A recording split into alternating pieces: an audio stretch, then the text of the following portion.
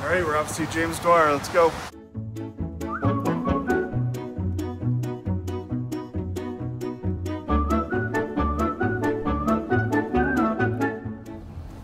All right, we're off to get James Dwyer from Press Realty.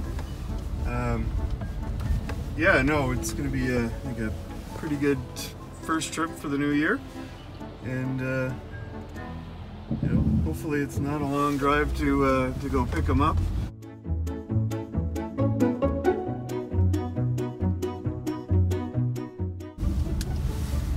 Oh wow, we're here already. Oh, and by the way, James Dwyer is probably one of the top social media real estate agents here in HRM.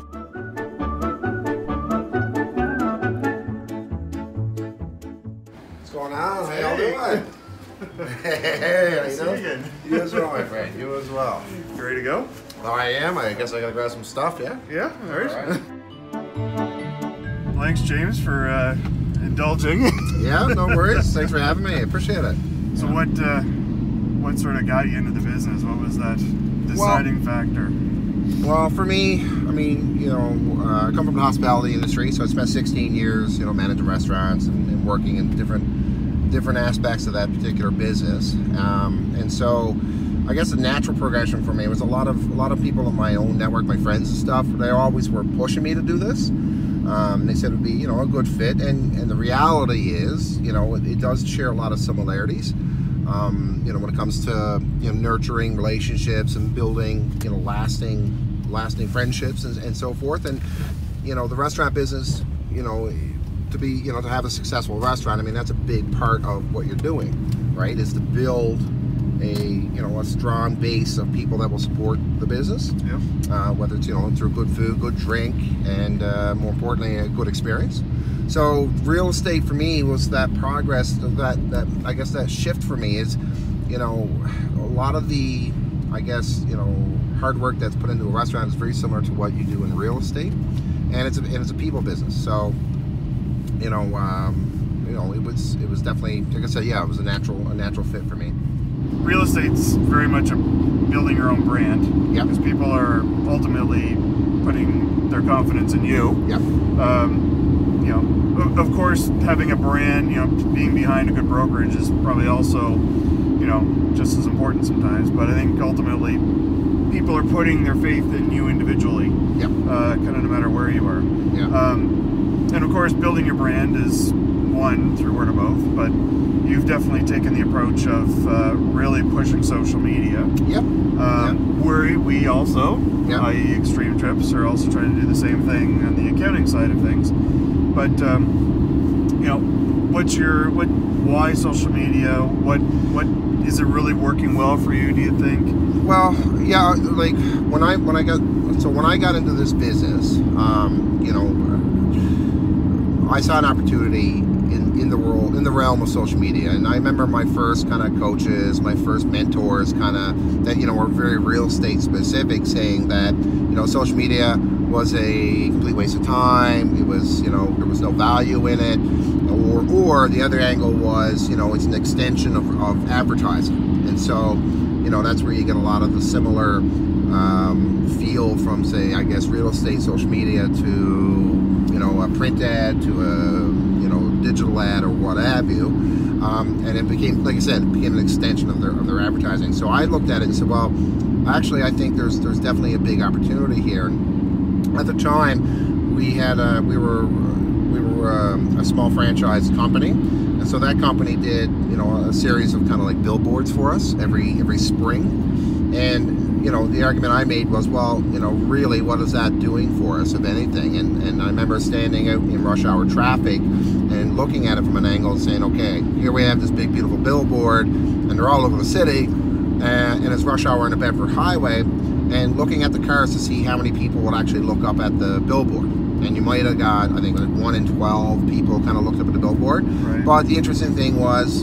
you know, at least half of those people were looking down at their crotches, right? And it's because it's rush hour traffic, and you know, geez, they were on their phones. So I said, that's where the attention is, and that's kind of where, you know, I think, you know, at that time, it's definitely something I can kind of capitalize, grow with, and build a business. And so looking at it from that angle, I said, well, you know, the next step for me was, okay, well, what is everybody else that is doing it doing? And most people were doing the exact same thing. And there was a big buzzword back when I got into business 7 years ago with virtual tours. And essentially what a virtual tour was a slideshow video of about 150 photos with some really bad piano music. And this video would be like 9, 12, 15 minutes long. Yeah. And I'm like, who's watching this? Yeah. Nobody. The only person that would be watching it theoretically would be the home seller. Yeah.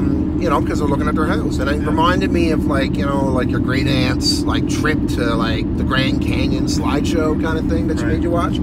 So I said, well, you know what, that's, you know, there's not really anybody's doing anything, you know, I guess unique or differentiating from that kind of a world. And so that's how I ended up getting into video. It's so difficult these days to, like, you know, cut through the clutter, I guess. Yep.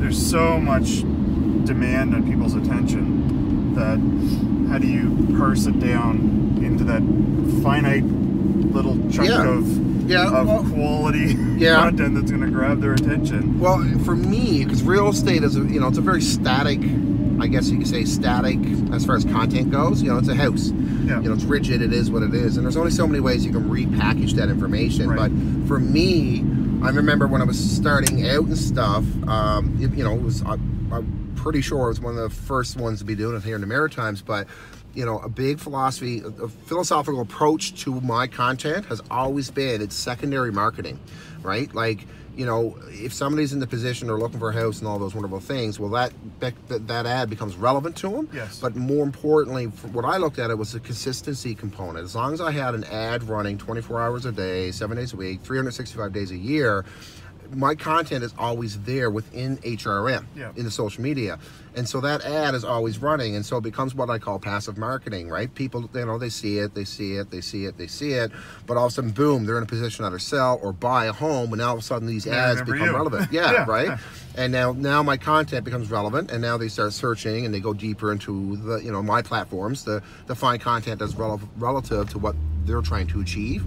So, you know, although it's like I said, it kind of creates that twofold effect, right? So it's name of the game is consistency, constantly putting out the content and having something running at all times, right? If the content's always there, someone can better delve into who we are versus just seeing, oh, they're like every other accountant out there, or just that, right? It's hopefully over time people see us enough that if they ever need us, that's right, we're first to mind, right? Yeah. It's that passive, constant presence. Exactly. And a better ability to get your story out. All right, so you hungry? Yeah, I'm starving. All right. Starving. Where are we going? Figure Kaiser's in Lower Sackville. Give it a try. I hear it's a place you like. So. Yeah, it's the greatest onions on the planet. Onions? Yeah, they have these like paper thin. Oh, perfect. Shaved onions. It just, I don't know what it is about it, the magic that makes that work, but it just makes this It sort of melts in your mouth. It's incredible. I can't describe it. You just have to try it. And you know, it's an institution in Sackville. I'd say it's one of the greatest culinary exports of the entire Sackville area, right? Well, we're gonna give it a shot. What does it say? Well, I'll fix that.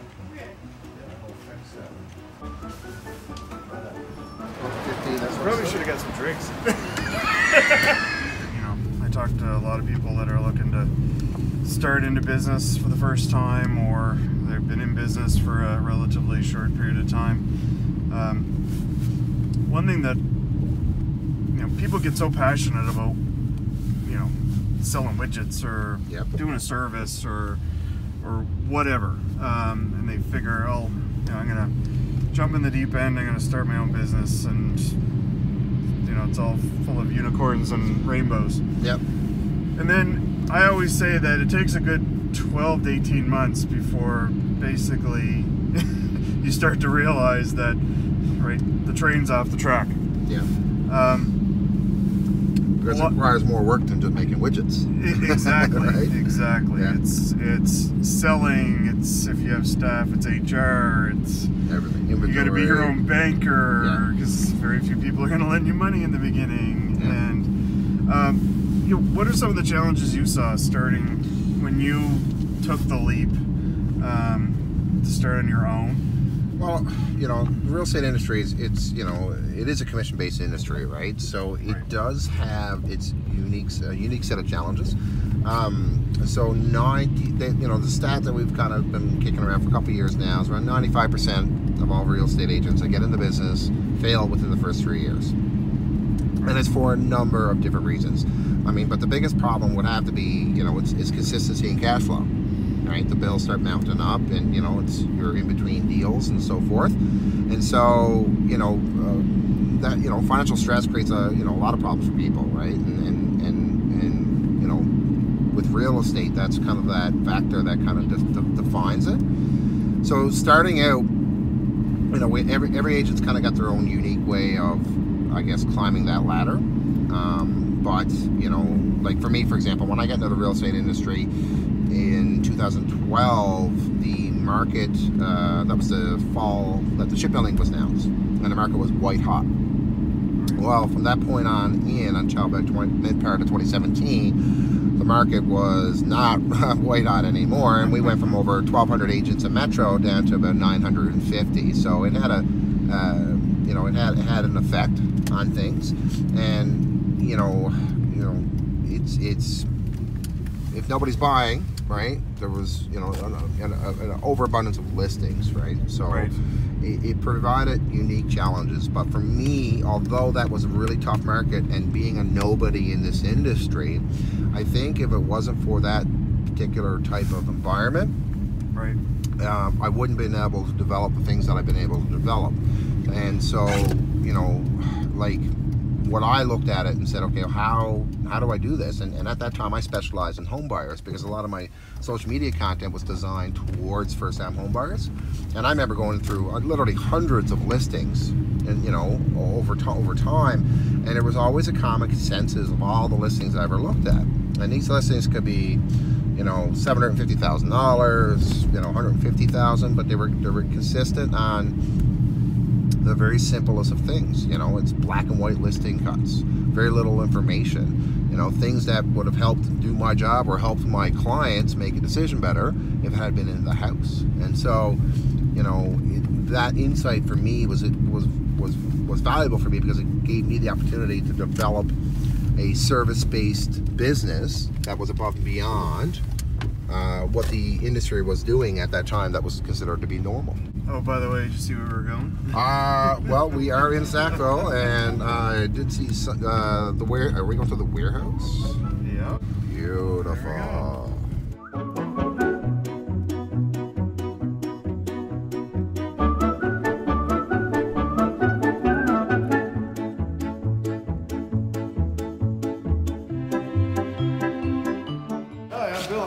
Good, I'm James. That's good, buddy. Keith. Hey Keith, how you doing? So what are we doing here? What do we got here for? I know you're not hitting any balls on what you got on there, bud. So you haven't seen me hit a ball yet, that's for sure. We're going to show you the changing room so we can get you geared up. All right, man. Sounds like a plan to me. All right, you follow me. All right.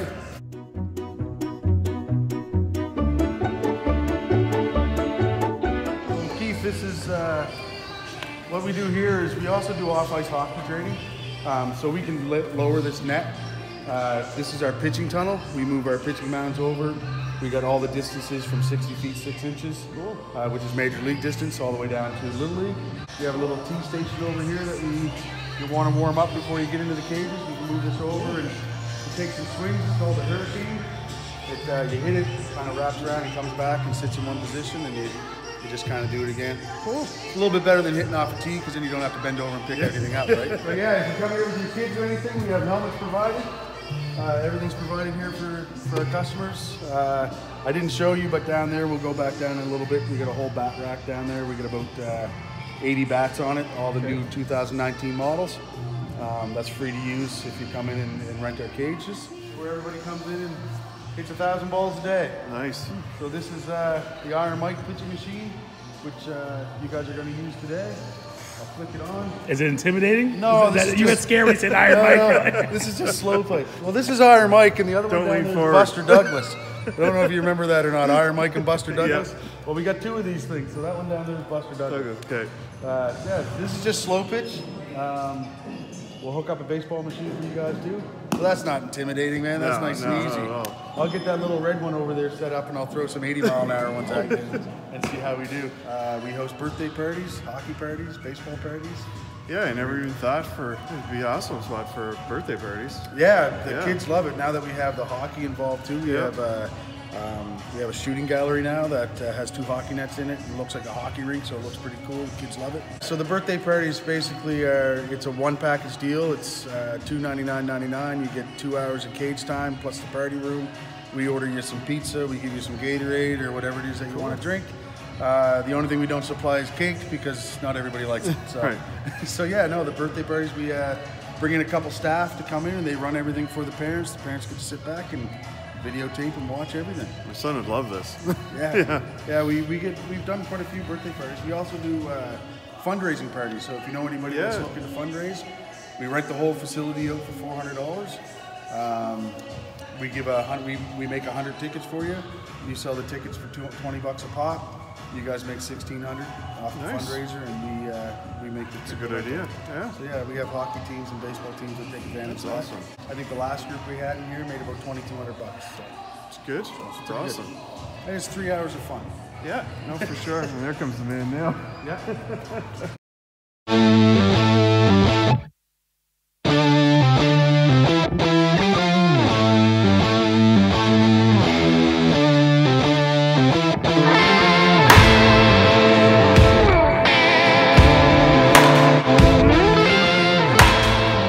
Multitask time.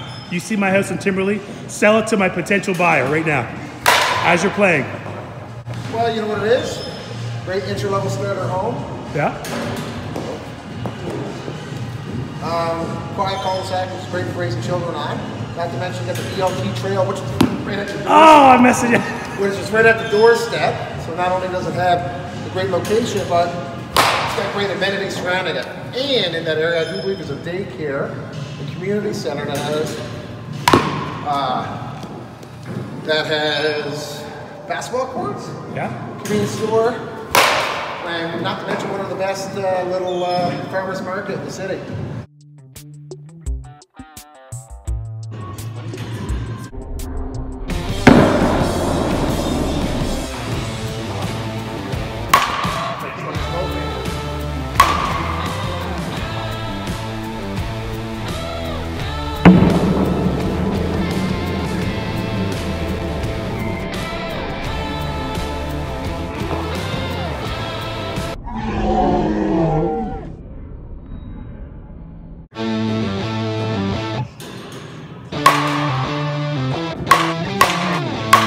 All right, Keith, it's time to, as you're doing this, the analogy for business with this. What's the analogy?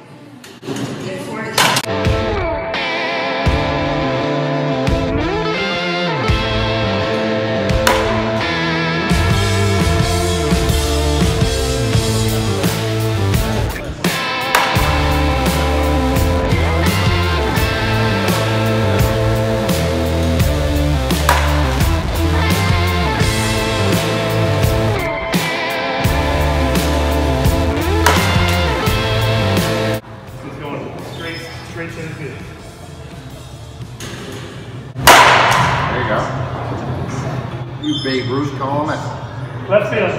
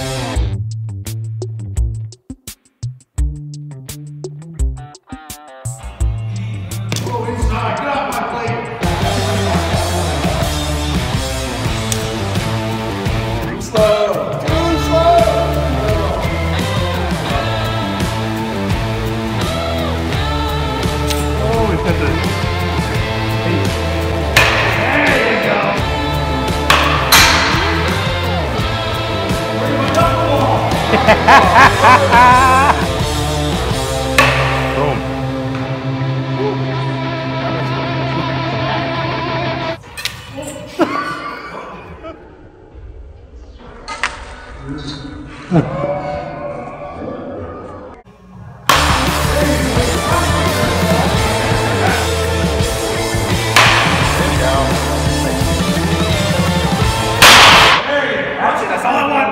I want the one. That one felt good. Yeah, Keith. Nice. How's that feel? Good? Yeah.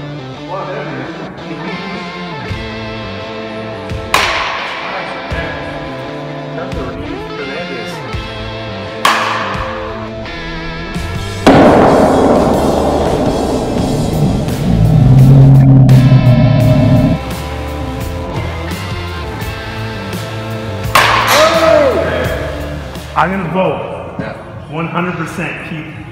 What's that? You was of the hit hard ball, no question. You had the best session of all of us. Yeah. Most Man. contact, most hit, for sure.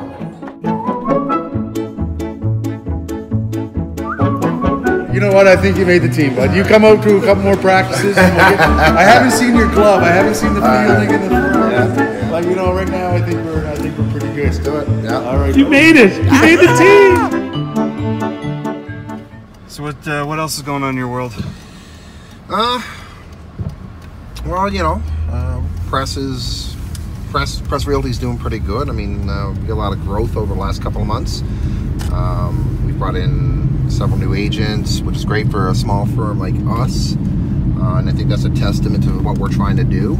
I mean, being a 100% local company, local real estate brokerage that you know, that supports a local community through our various charities, through community support, to even, you know, all of our suppliers are local. You know, it's a testament to what we do and what we believe in, because if any company can, you know, help shape a community or influence a community, it would have to be the real estate industry.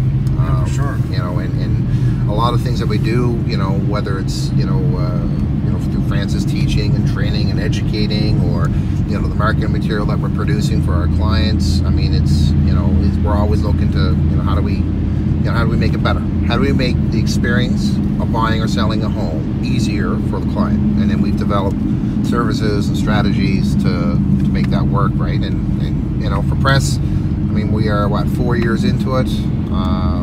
You know, it's good. Actually, we were just running through the numbers, and I think the average agent in HRM does, I think it was something just under 6 transactions a year. Mm-hmm. The average Press agent does 14. Wow. Right? You know, That's really good. yeah. You know, yeah, it's really, really good. Average, and also too, our average commission was around $8,000 per agent. So, you know, which again goes back to, you know, being that local company, you know, supporting local, you know, the things we do, you know, it's all with that, always that in mind.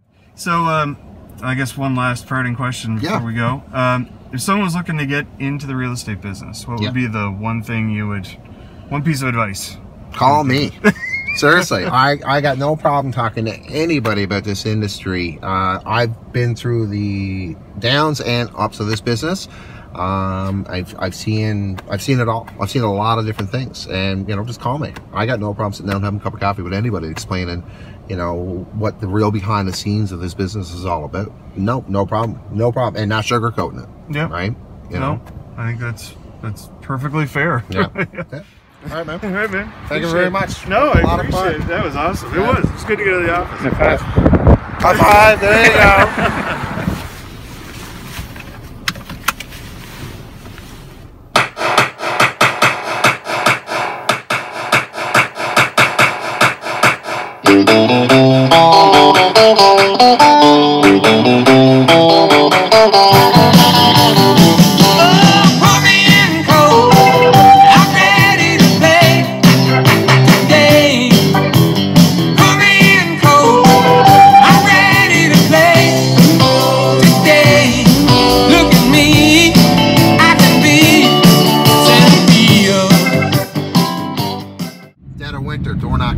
Farming a neighborhood. Yep.